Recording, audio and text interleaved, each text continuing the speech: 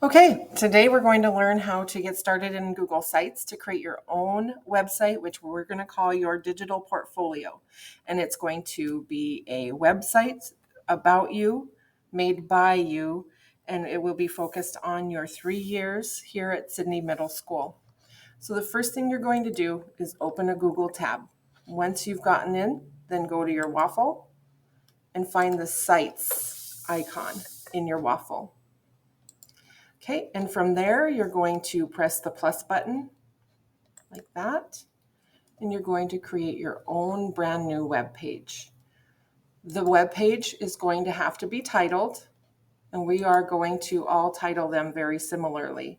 We're just going to use our first and our last name, and then we're going to write DIGITAL portfolio. Okay, when you're done there, you're going to also give your page a title. You could write all about your name, all about Kara is what I could write here, or I could write my journey through Sydney Middle School or through SMS, whatever you would like.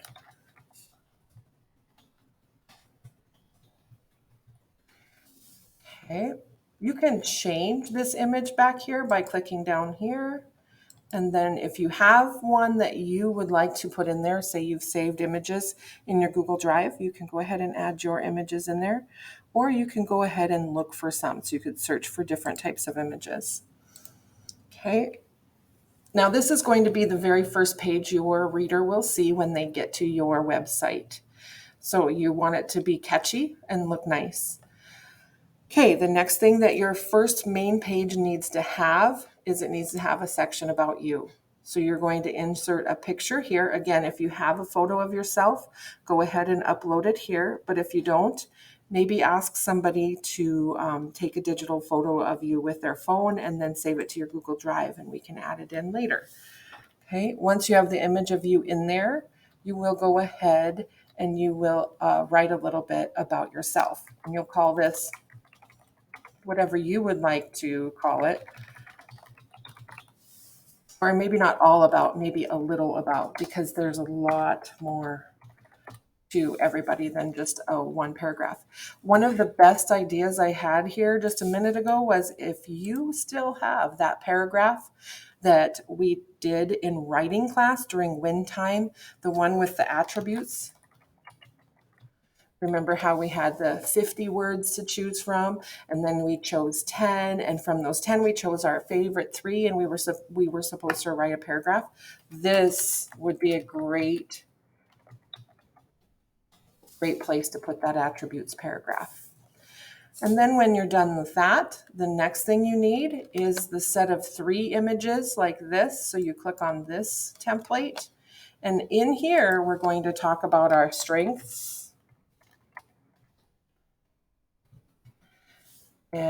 And then you'll want to write a couple of sentences about what you're good at, what your strengths are.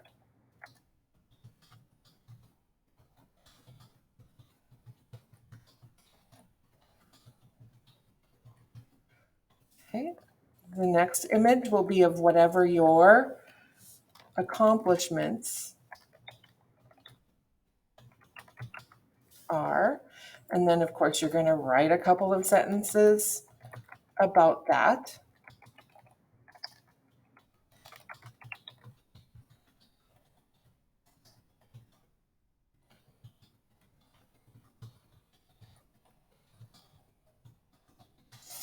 Okay, and then over here, oops, I noticed I have a typo. Now everybody can have access to your web pages, so make sure that when you notice typos, you get them fixed right away.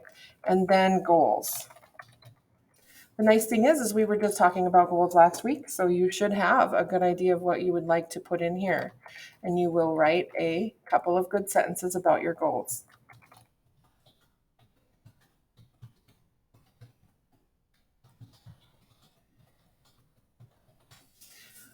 Okay. And then, of course, you'd attach an image in here that you like that would describe that. So if one of your goals, let me go ahead and go and see if I can add an image.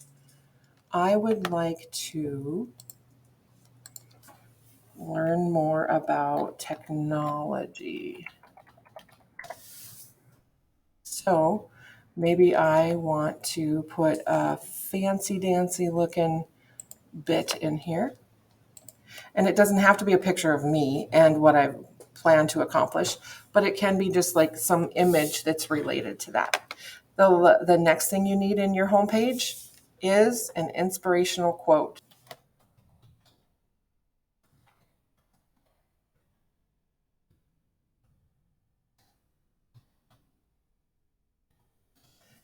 I'm going to do a quote about strength. Quote about strength.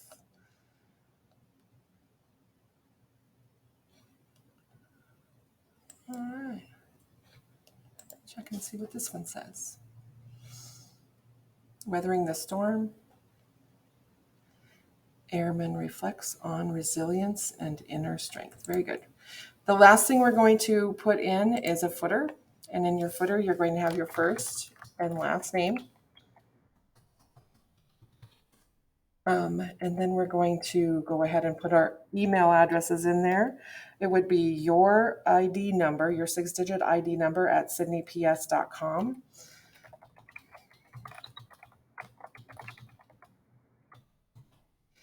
Okay, and then below that, you could put in there what grade you are this year or that you're from Sydney Middle School. A lot of web pages, people put their contact information in there and things like that too, but we're not sharing any phone numbers on our school emails